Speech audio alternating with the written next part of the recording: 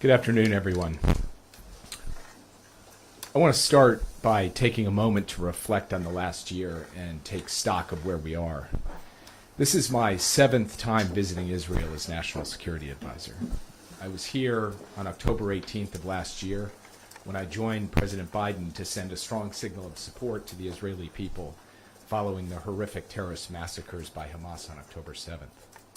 President Biden believed at the time it was important to come to Israel shortly after those attacks, becoming the first American president to visit Israel in a time of war because he wanted the people of Israel and also the people of the world to see that the United States would stand with Israel in its time of need. A year after that trip, I was with the president in the Situation Room, where for the second time in a period of 5 months, President Biden ordered the U.S. military to take direct action to defend Israel from a significant attack launched by Iran. Side by side, U.S. naval destroyers joined Israeli air defense to intercept a rainfall of inbound missiles, ballistic missiles fired directly from Iran. Over the past 15 months, we've remained vigilant to the further threats and attacks from Iran and its proxies, including Hamas, Hezbollah, and the Houthis. People seem to forget the basic fact of this conflict and these past 15 months. Israel did not seek or start this war. Hamas started this war, invading Israel in military formations, killing 1,200 people, kidnapping and holding hostage hundreds more, Israeli citizens and citizens from around the world.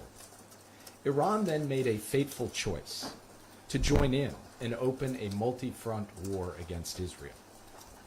Backed by the ironclad security partnership with the United States, Israel has defeated 2 direct attacks from Iran and directly struck into Iran in response, degrading Iran's military capability.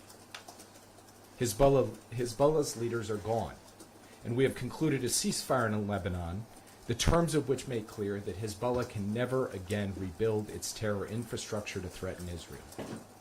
Hamas's leaders are gone, including the masterminds of October 7th, and we will make sure that Hamas can never again threaten Israel as they did on October 7th, ever.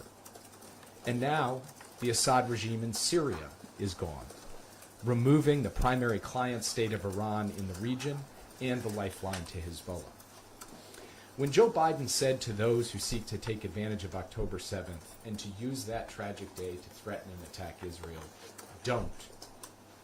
This is what he meant, and we still mean it. Don't. The balance of power in the Middle East has changed significantly, and not in the way that Sinwar or Nasrallah or Iran had planned. We are now faced with a dramatically reshaped Middle East in which Israel is stronger, Iran is weaker, its proxies decimated, and a ceasefire that is new and will be lasting in Lebanon that ensures Israel's security over the long term. The purpose of my visit today has been to continue to build on this progress, to ensure that that ceasefire sticks and is fully enforced, to capitalize on the opportunity of the fall of Assad for a better future for the people of Syria, while vigilantly managing the risks that come with the change in Syria, including the possibility and the risk that terrorist groups like ISIS are able to take advantage and create new threats against the United States, Israel, and other countries in the region and around the world. To continue pressure on Iran while remaining vigilant against the continuing threat from Iran, including the threat from its nuclear program. And President Biden remains committed to the simple proposition that the United States of America will never permit Iran to acquire a nuclear weapon. And to build on all that we've done, we're now looking to close a hostage release deal and a ceasefire, which would stop the war and reunite hostages with their families. Just over 1 year ago, we reached a deal that brought 78 hostages out of Gaza and home to their families. It's time to finish the job and bring all of the hostages home. Before departing Washington, I once again met with the families of the American hostages still held in Gaza. I made a commitment to them, the same commitment that I've made every time I've met with them, that I will do everything in my power to try to bring their loved ones home, to do my best to help them see their loved ones again. I had them in mind today when I met with Prime Minister Netanyahu, Minister Dermer, and the security team to try to bring us closer to a deal. And from here, I plan to travel to Doha and then on to Cairo to continue to advance this effort. A ceasefire and hostage deal would start bringing those hostages home. It would also allow for a massive surge in humanitarian assistance. We discussed the humanitarian situation and the suffering of Palestinian civilians in Gaza today. We discussed recent steps taken to increase the flow of much-needed assistance and further steps that need to be taken in the days ahead. It is an American commandment and a Jewish commandment that every innocent life has value. I have previously quoted a poem that means a great deal to my family, a poem from John Donne, which says, "Any man's death diminishes me because I am involved in mankind." That is the spirit that the United States has brought to this conflict, to stand up strongly in the defense of the state of Israel and try to reduce suffering of innocent people wherever they may be. We are now in the midst of a political transition. I have been engaging my successor, the incoming National Security Advisor, in a professional and serious way on all of the issues that affect the state of Israel, the threats and the opportunities. And we've had good discussions, constructive and substantive discussions, and those will continue to ensure that there is a smooth handoff on January 20th. There's also something else important in those discussions, which is that it is my personal commitment to ensure that the U.S.-Israel partnership rests on a solid bipartisan foundation going forward. And I'm going to continue to do everything I can to contribute to that because I believe it is in my country's interest and the interest of the state of Israel. So thank you for bearing with me as I set the context for my visit today, report on some of the things we discussed and the current events, and I will be happy to take your questions. Yeah. Michelle Kellerman with do you get the sense that Netanyahu is waiting for Trump to reach a hostage deal, and if so, do you think the hostages can survive?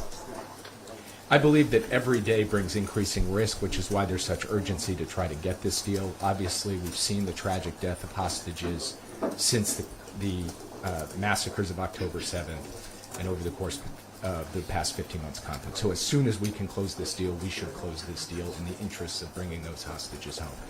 The answer to your first question is no, I do not get that sense. I got the sense today from the Prime Minister. He's ready to do a deal.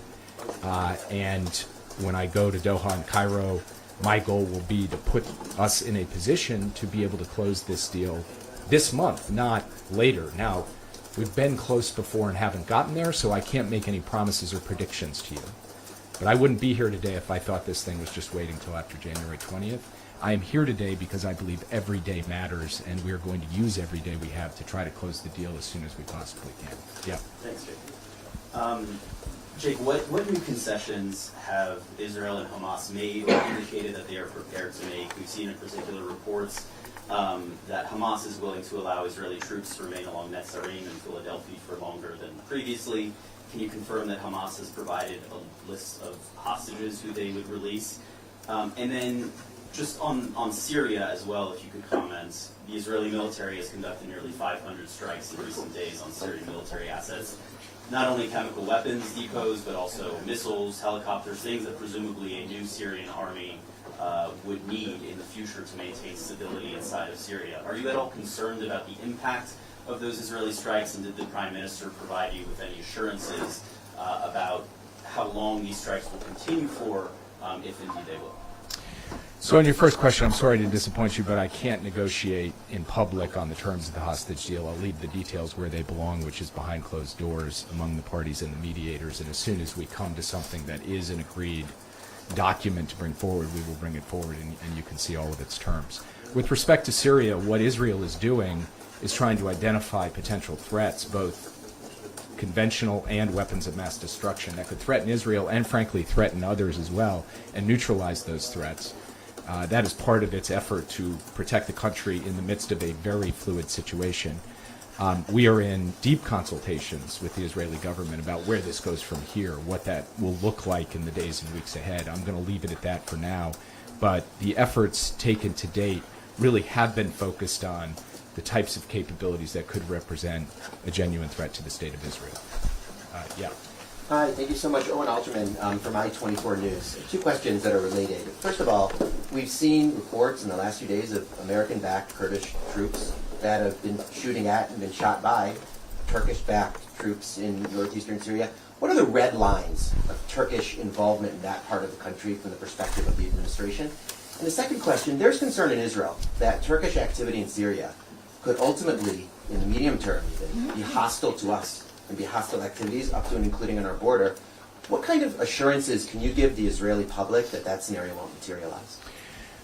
So first, our commitment to our partnership with the Syrian Kurds, especially the Syrian Democratic Forces, is deep and resolute, and that commitment exists because we are in a partnership with them to fight ISIS, and they have been very capable counterterrorism partners, not just in suppressing the threat from ISIS, but also in holding ISIS terrorists in large numbers in detention facilities in eastern Syria, and we want to make sure that that ongoing work is not disturbed.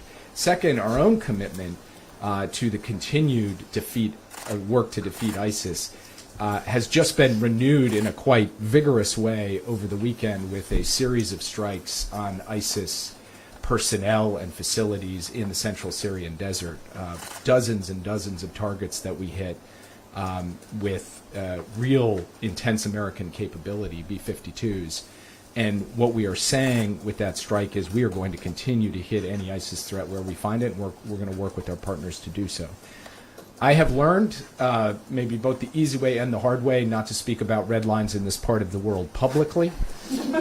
So I do not intend to do so from this podium, but I do want to just make the point that we are engaged both in consultations with our Kurdish partners. In fact, General Kurilla was just recently very deeply in conversation with our Kurdish partners, and we are in conversations with Turkey as well about our expectations and about what we see as the best way forward. I think those conversations are serious, they're intense, they're ongoing. They have already produced some results, including this de-escalation around Manbij that both Turkey and the Kurds have kind of informally signed up to.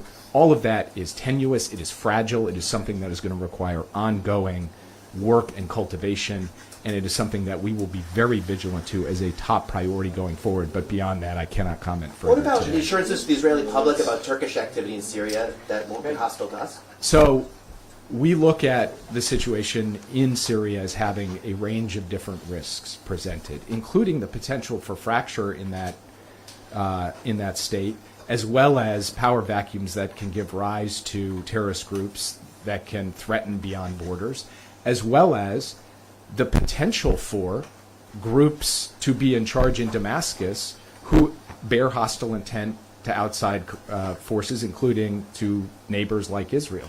All of those are possibilities. All of those are risks that President Biden has spoken to publicly and that we are dealing with partners on privately, including dealing with the Turks, who do have some measure of influence here, and where we have set out our views and expectations. But again, given the nature of the situation, given the sensitivity, given the urgency, it's important, I think, for us to be able to carry out those conversations behind closed doors. As we make progress in them, we will share with you the results. Yeah. Jake, Raf Sanchez from NBC News. I know you're not going to negotiate in public here, but there does seem to be more flexibility from both Israel and Hamas right now. What do you attribute that to? Is it the killing of Sinwar? Is it the weakening of Hezbollah? Is it President-elect Trump injecting urgency into this? And just on Syria, the Israeli government is saying its presence in the buffer zone and outside of it, inside Syria itself, is temporary. Do you believe them that it's temporary? Did the Prime Minister give you a sense of what conditions would need to be met before Israel would withdraw? We didn't go into deep detail on the conditions other than to say that those conditions would require Israel to feel that the kinds of understandings that were in place before the fall of the Assad regime to ensure stability, predictability, and security for Israel are put back into place. And yes, we do have every expectation that it will be temporary. The Prime Minister, the Israeli government have made that point not just to the United States, but have made that point publicly. And we take them at their word that that is the intention here as we work through a new arrangement that can ensure that Israel is secure in light of the risks that have been laid out in previous questions. there are any number of reasons for why contexts change in negotiations, especially in a situation as fluid as this. But I would point out that Hamas's posture at the negotiating table did adapt following the announcement of the ceasefire between Israel and Lebanon. Why is that? It's because for months, we believe Hamas was waiting for lots of other actors and forces to come to their rescue, to come to their aid. And when we got that ceasefire, it was clear that the Northern Front had been decoupled from Gaza. And from that moment forward, we've had a different character to the negotiation. And we believe that it puts us in a position to be able to close this negotiation. It is also, of course, relevant that Israel's ability to meet so many of its military objectives in Gaza is relevant to the negotiation too, including the elimination of the top leader, Sinwar, other authors of that October 7th massacre, and the dismantlement, the destruction of the organized military formations of Hamas. So these are relevant considerations that we think have put this onto a plane where it could get done. Whether it does get done still depends on both sides ultimately signing on the proverbial dotted line. The last thing I will say with respect to the incoming administration is actually we've had, as I said in my opening comments, very good consultation and coordination with them, including on this issue, where we keep them apprised of how the negotiations are unfolding. We talk to them about how we can send a common message that the United States, no matter who's sitting in the Oval Office, no matter whose party's in charge, wants to see this ceasefire and hostage deal and see it now. That is all part of the American contribution to an effort to ultimately produce an outcome here. And we're going to keep working until we get it done. Jay. Yeah. Thank you, Mr. Sullivan. Ben Yanib, Channel 14. Regarding the continuation of passage of humanitarian aid into the Gaza Strip, knowing what we know now that Hamas takes advantage of this aid and holds it as a leverage for its own rule, was it a mistake by your administration to push Israel to maintain the transport of humanitarian aid and by that to strengthen Hamas? It absolutely was not a mistake for the United States to seek to ensure that women and children and innocent people in Gaza who have nothing to do with this fight, but who in fact are being put in harm's way by the way Hamas fights, using schools and mosques as terror infrastructure, hiding behind civilians, making it that much more difficult for Israel to carry the fight against Hamas and destroy its capabilities. Those people deserve the basic sustenance of life. They deserve food, water, medicine, sanitation. And by the way, that's not just an American position. That's a requirement under international humanitarian law. And it is also the position of this Israeli government, who is not standing up saying we should give no humanitarian assistance to the people of Gaza. They're saying something different. Now, we have viewed various critical points over the course of the past 15 months as moments where not enough was getting in to ensure that people had what they needed to survive, and we made no bones about pressing on that. Because we think at the end of the day, feeding starving children does not harm the security of the State of Israel, but it does vindicate our common shared values of humanity. And so, as I said in my remarks, the American commandment, the Jewish commandment, that every innocent life has value, that is a present factor. And it's something we have to take seriously, even as we take seriously that Israel has every right, indeed a duty, to go after its enemies with everything it's got. You have done that, and we have backed you in going after your enemies, Hamas, Hezbollah, and Iran itself. We have helped defend you against attacks, including from Iran itself. And we have also stood up to say, let's make sure that Israel is not responsible for the third famine of the 21st century. We think that that is the right way to pursue a principled and just and strong, robust policy, and we will continue to do that as long as we're in office. Yeah. Okay, Melissa Weiss, Jewish Insider. Do you have any update on the 3 Americans who are still believed to be alive? I only can tell you that we have received the tragic news about the passing of Gad and Judy and Itai and Omer all on October 7th. And of course, the god-awful killing of Hirsch during the course of this conflict. We believe the other 3 Americans are alive. We don't have a proof of life from such a short time ago that I can tell you that for certain, but we believe that they are. And of course, we saw the video of Idan Alexander. So we are operating on the proposition that there are 7 Americans being held in Gaza currently, 3 of them alive, 4 of them deceased, and we want to bring all 7 of them home. Yeah. Here. Thank you. Itamar Eichner from Yediot Achronot and Ynet. I wanted to ask you if there is a linkage between the hostage deal and the ceasefire deal and the normalization between Israel and Saudi Arabia. Is it realistic to bring about a deal, a normalization deal before January 20? These are not linked.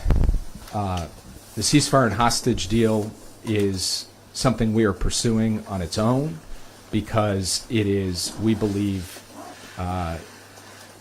a humanitarian imperative to bring the hostages home, and it is in the strategic interests of the State of Israel because all of its interests, its core interests, are protected in that deal.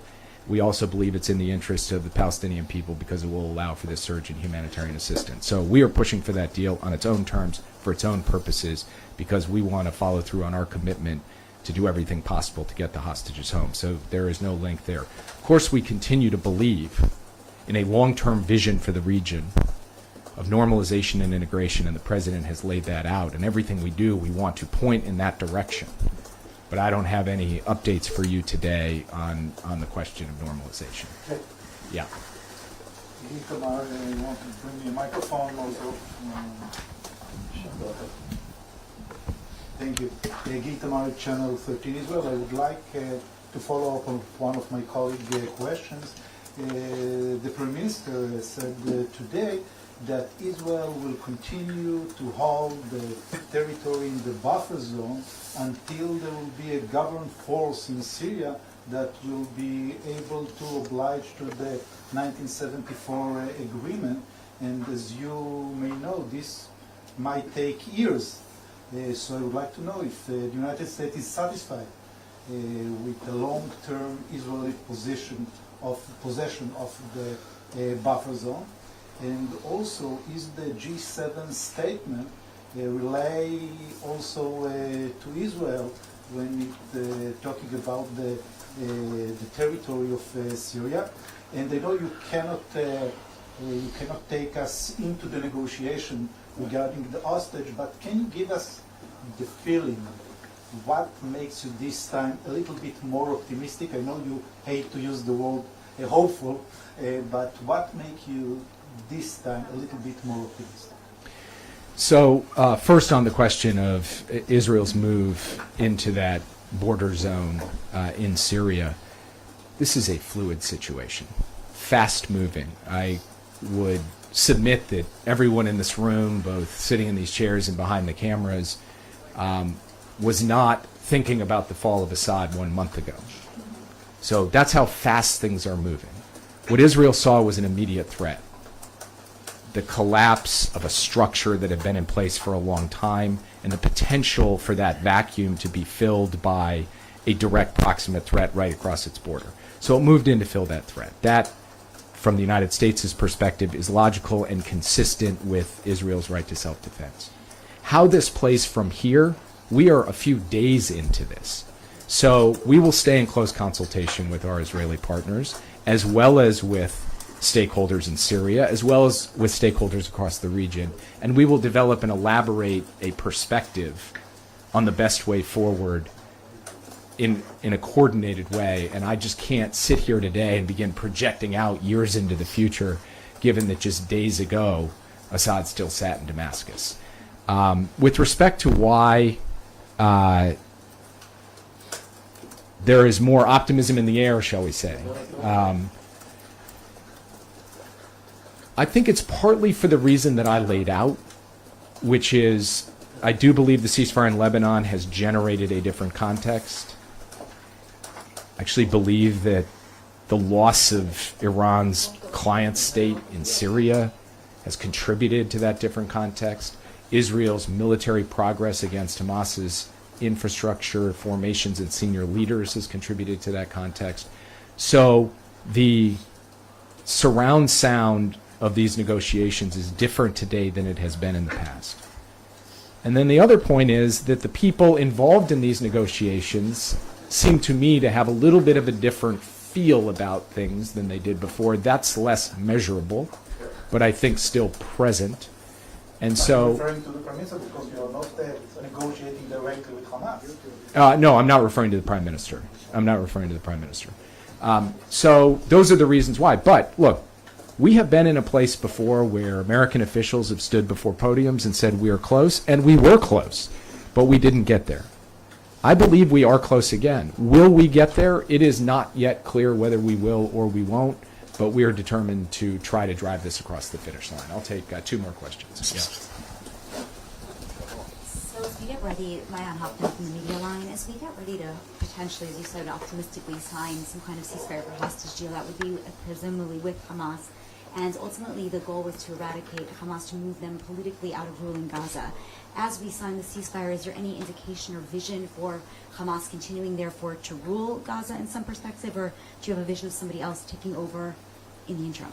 So if you go back to President Biden's speech in late May, laying out the terms of the phased ceasefire and hostage deal, the basic elements of, and the basic framework of that deal are still live and part of the discussions that are happening today. In that speech, he said that this is a roadmap to end the war, and it's a roadmap to a future of Gaza without Hamas in power. Now, there's a lot of steps between here and there, which is why a deal like this proceeds in phases. But that has been the stated position of the United States government going back several months. But is there any progress towards that? What I would just say is the first thing that we need to do is get into the initial phase of the ceasefire and hostage deal, begin to produce the actual releases, the images of hostages being welcomed home to their families, as we saw a year ago with the 78 who were released. And then the terms of the deal are built on the idea that there will be ongoing discussions, diplomacy, negotiations to move from phase 1 to phase 2. So that's an ongoing process that will continue. Final question. Yeah. Thank you. You have said before that you believe Prime Minister Netanyahu is willing to reach an agreement. And the defense minister has said yesterday it is possible. He's told it to Secretary Austin. How close are we? And have you heard from Israeli officials that they will be willing to stop, to end the war if we will get all the hostages back? And can you honestly say that after 14 months, Prime Minister Netanyahu has done everything in his power to bring the hostages back home, and it's not, or Hamas has been always the obstacle? So I expected a question on kind of who's responsible for this or for that, for the other thing. I view my job and America's duty as taking where we are today, which is close, I believe close, and bridging that final distance until we actually get into a deal. Again, I want to reinforce that we can't rest until it actually happens. It might not happen, but I believe it can happen with political will on both sides. The Israeli government has indicated, including the Prime Minister, they would like to see this done. We see movement from Hamas. We see commitment from the mediators. And I will go to Doha and Cairo to try to ensure the final impetus is there to bring this all together. Beyond that, I'm not going to characterize the state of play other than to say the reason that we are so determined to do this is at one level fundamentally human, which is to get people safely home to their families, and to create calm for a period where suffering people in Gaza can get relief. But it is at another level deeply strategic. We think it is in the American strategic interest as well as in the strategic interest of Israel to do this deal. That's true of the current administration, it is true of the incoming administration, it is true across the aisle in the United States, and that's why we're going to continue to work together to try to get this done. Thank you all very much. Mr. Sullivan, a final question. היה לכם הרבה שאלות.